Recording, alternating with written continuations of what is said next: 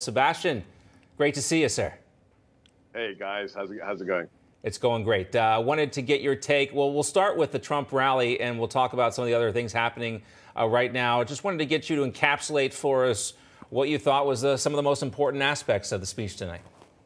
Well, it's a combination of things. So, he hit all three styles of Trump rally. There was the humor, there was the state of the nation, what's happened in the last year, and then there's that vision of the future. And of course, he has to be very careful with the campaign finance laws because there are certain restrictions that hit in as soon as he announces. But when he said, you're going to be satisfied, the news is good, it's coming soon. We know he's running. I knew when he was running, when I visited him in Trump Tower last year, I knew that this man is going to be back.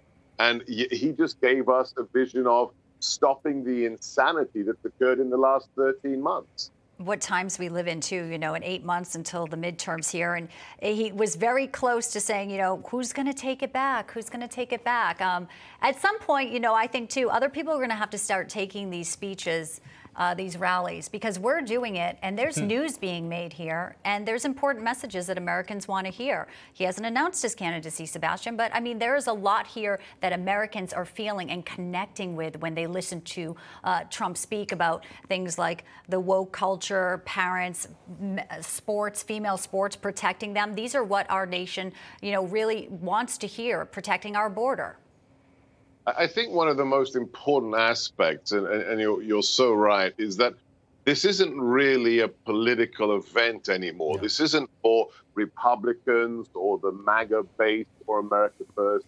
Because as we've seen, as a resident of the Commonwealth, as we've seen in Virginia, the reason Glenn Youngkin won wasn't because he's a Republican.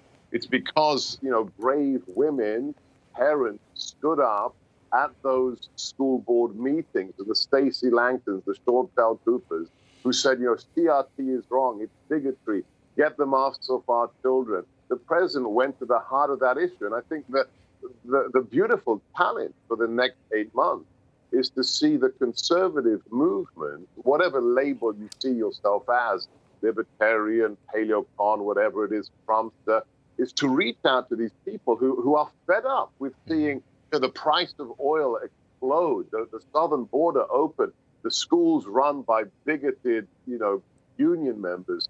We have to bring these people into the tent. And I think that was the biggest message of tonight. Yeah, and I tell this to people all the time, it's not so much left versus right anymore, it's common sense versus the status quo.